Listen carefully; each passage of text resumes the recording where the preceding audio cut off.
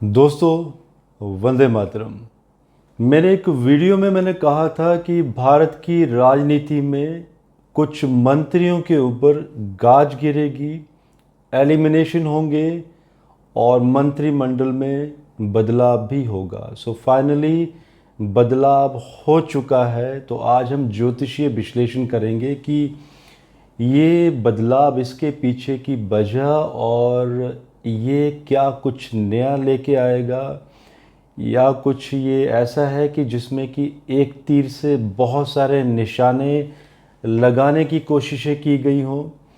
दोस्तों, अक्सर देखा गया है कि जब भी इस तरह के बदलाव होते हैं तो कुछ एक व्यक्ति, जिनके कुछ नेता फेवरेट होते हैं, तो जनता इमोशनल भी होती है कि हमारे नेता को एलिमिनेट कर दिया गया।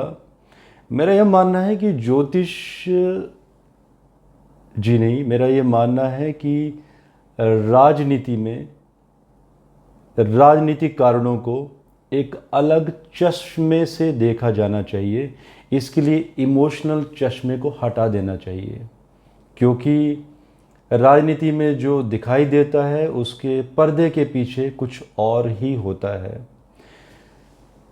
आप लोगों को याद होगा, मैंने एक वीडियो दिया था कुछ दिन पहले 13 अप्रैल को, जिसमें मैंने भारतीय जनता पार्टी, जो कि 6 अप्रैल को वर्षगांठ भी थी, जिसमें मैंने कहा था कि बीजेपी का समय शुभ नहीं है और आगे मुश्किलें और खड़ी होंगी। कुछ लोगों के क्वेश्चन भी थे कि इसका उपाय क्या है। दोस्तों, ये जो अभी हुआ है 7 जुलाई को, यही उपाय है। इन्हीं को रेमेडीज़ कहा जाता है कि वक्त के साथ कुछ बदलाव किए जाएं। ये जो आप कुंडली देख रहे हैं स्क्रीन पर, जो मैंने एनालिसिस किए हैं इस कुंडली के ऊपर, क्योंकि 4th हाउस जनता का स्थान बहुत कुछ कह के जाता है इसमें। ये मुझे नहीं लगता कि कोई ये इत्तेफाक है कि 6:04 के समय में ही मंत्रिमंडल को विस्तार करने की शुरुआत की गई। जी नहीं, ये एक स्ट्रैटेजिकल मुहूर्त लिया गया है, ये मैं दावे से कह सकता हूँ, क्योंकि जो ज्योतिषीय विश्लेषण निकल कर आते हैं ये इस तरफ इशारा करते हैं। जैसे कि हम पहले घर की तरफ चलते हैं, फर्स्ट हाउस। पहले घर से कंट्री की लीडरशिप के बारे में विचार किया जाता है एवं सूर्य से भी विचार किया जाता है। देखिए, फर्स्ट हाउस के लॉर्ड जुपिटर हैं, 3rd हाउस में पराक्रम स्थान में चले गए हैं, एवं यहाँ पे जुपिटर शतभिषा नक्षत्र, जो कि राहु का नक्षत्र है, गुरु का राहु के नक्षत्र में चले जाना मीन्स जो गुरु के जो गुण होते हैं उनका एक्सपेंशन हो जाना। तो लग्नेश का मीन्स लीडरशिप का 3रे घर में एस्टैब्लिश करना मीन्स पराक्रम का बढ़ना। एवं लगन, अगर इस कुंडली में हम देखते हैं तो ये जो लगन है ये मूला नक्षत्र का, केतु के नक्षत्र का लगन है। Ketu is a very very intelligent planet. तो लीडरशिप की इंटेलिजेंस का बढ़ना, स्ट्रॉन्ग निर्णय, वो भी इंटेलिजेंस। अगर फेलियर है पहले तो उनको गलतियों को ठीक करना, दुरुस्त करना उनको। तो ये एक इशारा देती है कुंडली अपने आप में। अब ये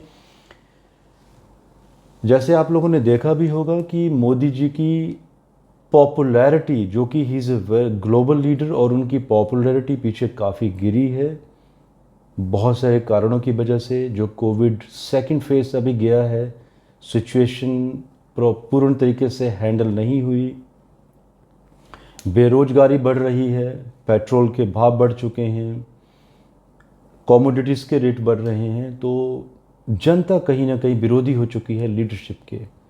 सो इस लीडरशिप को जिस तरह से ये नीचे गई थी, ये पॉपुलैरिटी इस लीडरशिप की, इसी स्पीड में ये जो नक्षत्रों को एक्टिवेट किया गया है, उसी स्पीड से ये पॉपुलैरिटी अभी ऊपर भी जाएगी ग्रेजुअली। इसके एस्ट्रोलॉजिकल देखिए आप रीजनिंग। एक तो जुपिटर का पराक्रम भाव में चले जाना, साथ में गुरु की दृष्टि देखिए आप, सप्तम दृष्टि भाग्य स्थान में, और सिंह राशि मित्र राशि, भाग्य का बढ़ना। किसका भाग्य?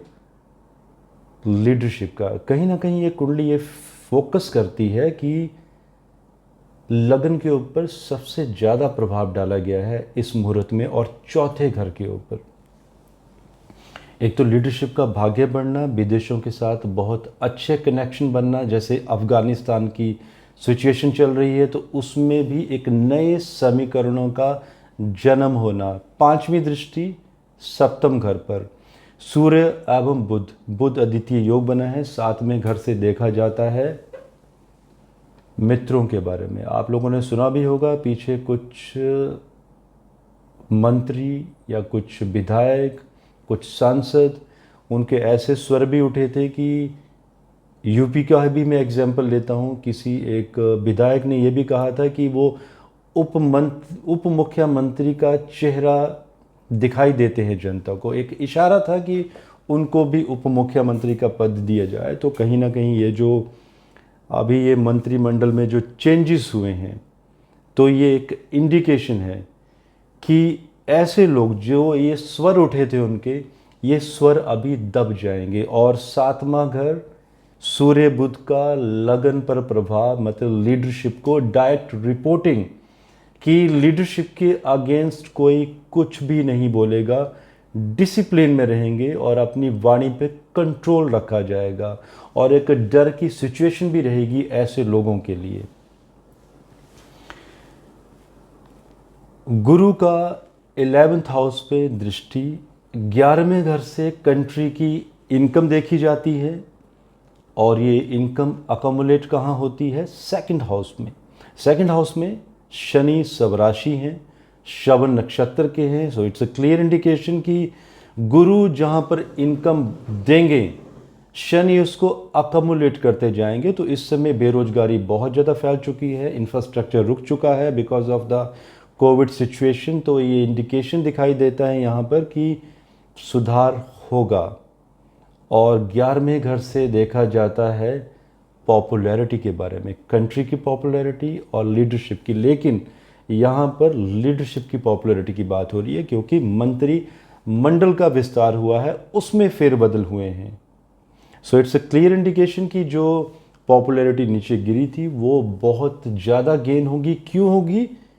क्योंकि शनि की भी 11वें घर पर दृष्टि बनी हुई है, 10वीं दृष्टि, मतलब डबल ट्रांजिट।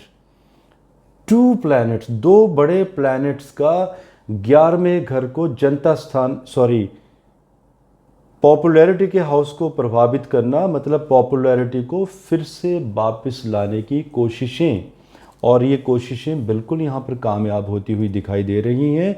और 11वें घर से संविधान में चेंजेस के बारे में भी विचार किया जाता है कि कुछ बहुत बड़े बड़े निर्णय, बहुत बड़ी बड़ी पॉलिसीज़ में चेंजेस होने वाले हैं। कुछ ऐसी पॉलिसीज़ जो आज़ादी के समय से अभी तक भी चलती जा रही हैं, ऐसी पॉलिसीज़ में आप बहुत बड़े चेंज जल्द ही होंगे। अभी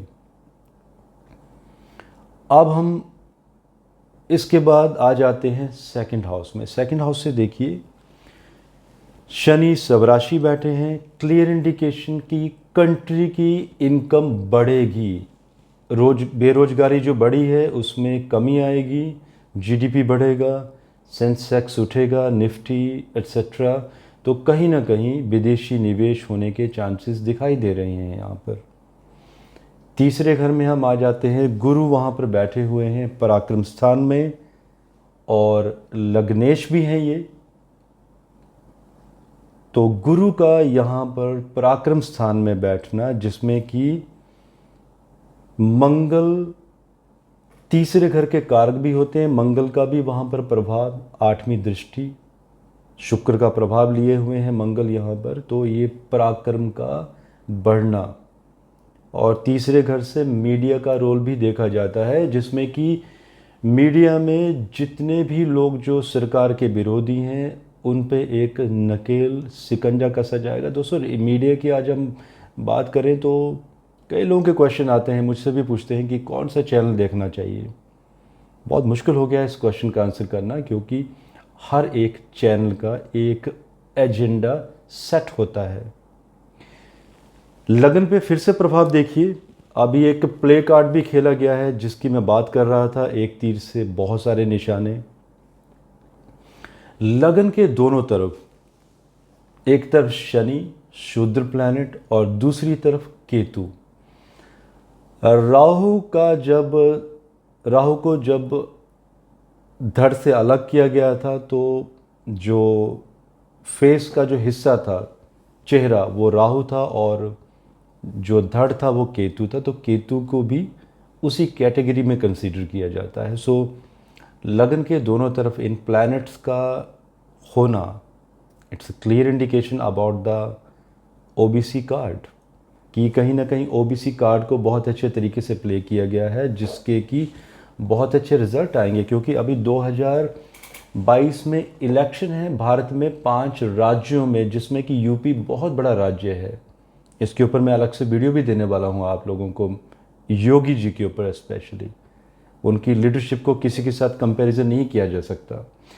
तो इन राज्यों के ऊपर, वोट बैंक के ऊपर भी फोकस किया गया है कि ओबीसी कार्ड प्ले करके, बिकॉज आप अगर मंत्रिमंडल का विस्तार देखेंगे तो आप समझ जाएंगे मैं क्या कहना चाहता हूँ, कि किस तरह से एक कैटेगराइजेशन किया गया है ओबीसी कैडर के लोगों को मंत्री परिषद में लाने के लिए। और दोस्तों कहीं ना कहीं ठीक है, एक पार्टी को, देश की पार्टी है, कार्य कर रही है, बेनिफिट दे रही है, लेकिन हमारे देश का दुर्भाग्य है कि आज़ादी के बाद किसी भी पार्टी ने, सुप्रीम कोर्ट के बोलने के बावजूद भी, किसी ने भी इस पॉइंट पे कभी विचार नहीं किया कि ये जो ओबीसी कार्ड है इसको एलिमिनेट किया जाए। बिकॉज भारत में जो बहुसंख्यक है, कहीं ना कहीं उनको भी बांटा जाता है इन्हीं पार्टियों द्वारा। अनुसूचित, आप मालूम है आपको, इतनी सारी बहुसंख्यक में इतनी सारी जातियां हैं, तो इनको कहीं ना कहीं कैटेगराइज कर दिया जाता है। और जब इलेक्शंस का समय आता है तो इनको इकट्ठा करने की कोशिश की जाती हैं। सो होप कि भारतीय जनता पार्टी इसमें कुछ विचार करेगी और आने वाले समय में जो सुप्रीम कोर्ट ने जो टिप्पणी दी थी उस पर विचार करके ये ओबीसी कार्ड को ख़त्म किया जाएगा और ये जो कोटा सिस्टम है इसको कम्प्लीटली एलिमिनेट किया जाएगा, ताकि सब लोगों को बराबर हक मिले और इंटेलिजेंट लोगों का आगे आने के चांसेस बढ़ें।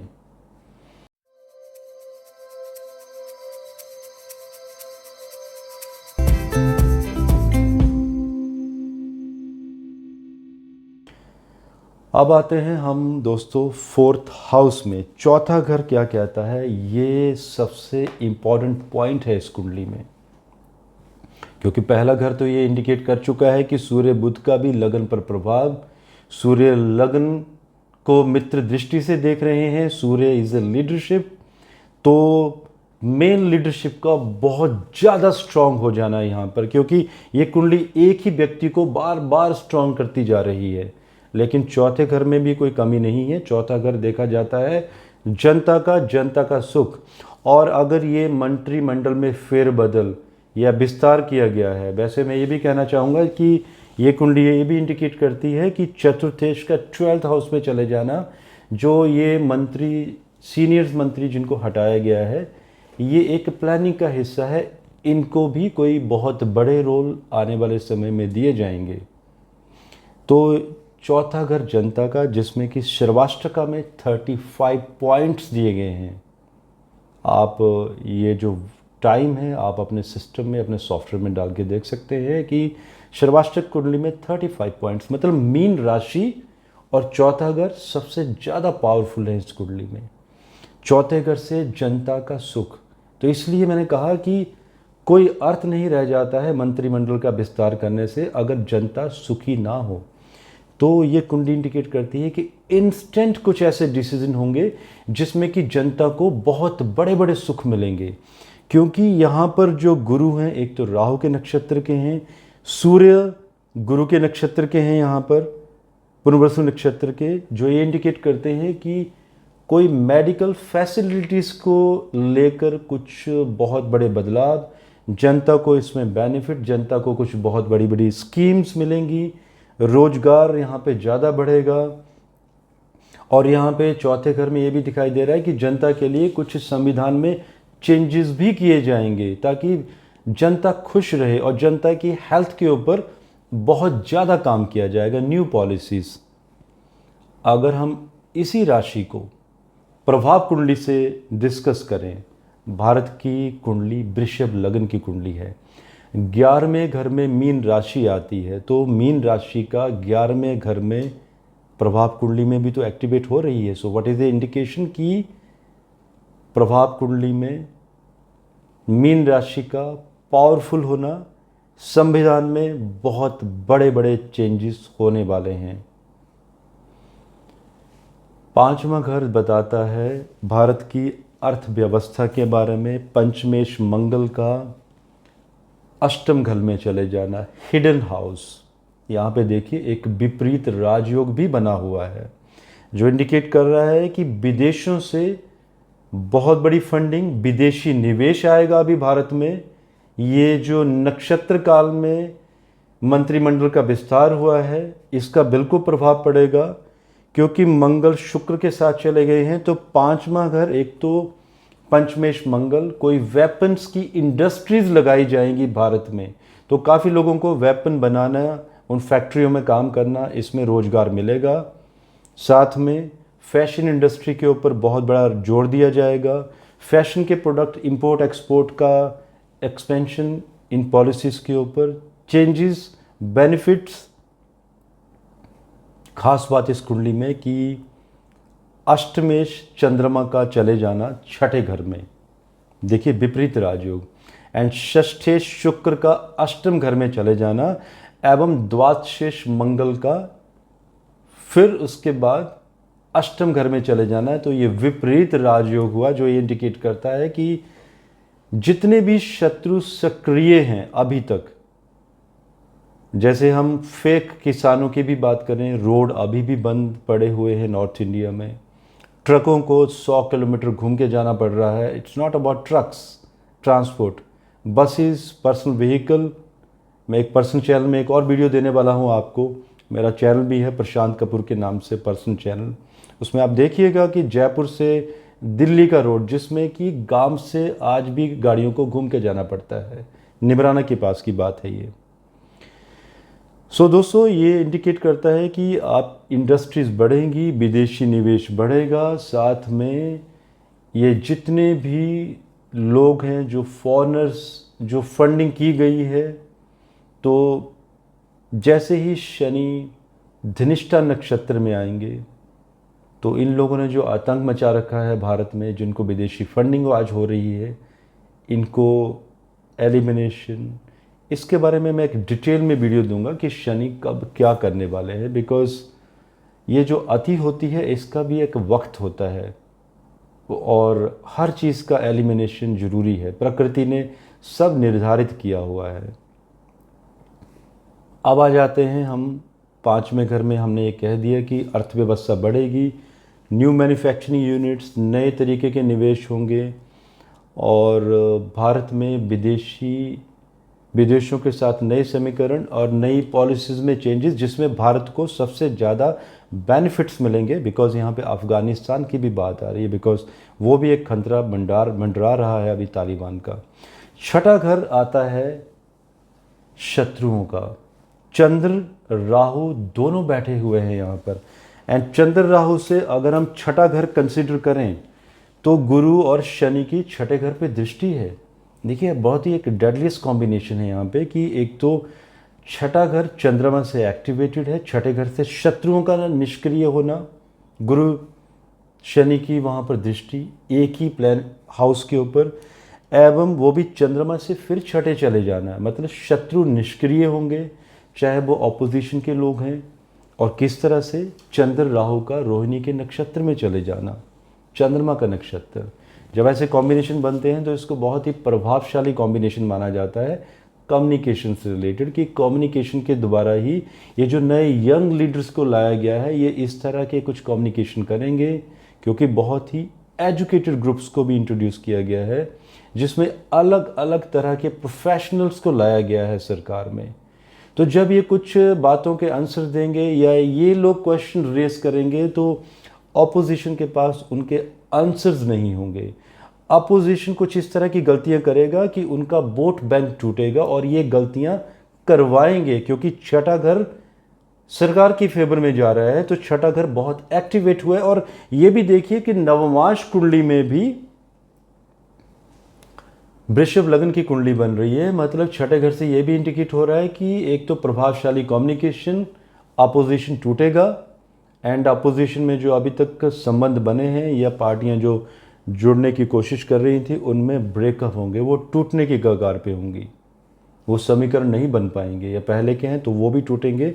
साथ में छठे घर से लोन के बारे में भी विचार किया जाता है कि भारत में ये जो करंट गवर्नमेंट है ये विदेशों से या वर्ल्ड बैंक से कोई बहुत बड़ा लोन या फाइनेंशियल बेनिफिट्स या फाइनेंशियल पैकेजेस किसी विदेशी कंट्री, बड़ी बड़ी कंट्रियों द्वारा, और निवेश के बड़े बड़े चांसेस, तो लोन लेना होगा यहाँ पर, और लोन मिलेगा भी, और अर्थव्यवस्था हमारी पटरी पे फिर से पूर्ण तरीके से आने शुरू हो जाएगी।